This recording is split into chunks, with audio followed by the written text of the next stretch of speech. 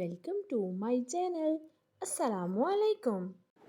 आइए जानते हैं ज़किया नाम के मायने और इसकी तफसील। हमारा आज का बेबीज़ गर्ल्स नेम है ज़किया। ज़किया की इंग्लिश में स्पेल्स हैं ZAKIA ज़किया। ये एक इस्लामिक नेम है और लड़कियों के लिए रखा जाता है ये नाम ज़किया। इस नेम के मायने हैं पाक, पाकीज़ा, नेक। ज़किया इस नेम की तफसील है ज़किया अहमद, ज़किया अली। इस तरह से हम ये नाम रख सकते हैं। आप भी अपने नाम का मायने जानने के लिए कमेंट्स में अपना नाम लिखें और मायने जानिए। एंड अपने नाम की स्पेशल वीडियो बनवाने के लिए भी आप मेरे कमेंट बॉक्स में अपना नाम कमेंट कर सकते हैं। And please like the video, subscribe my channel.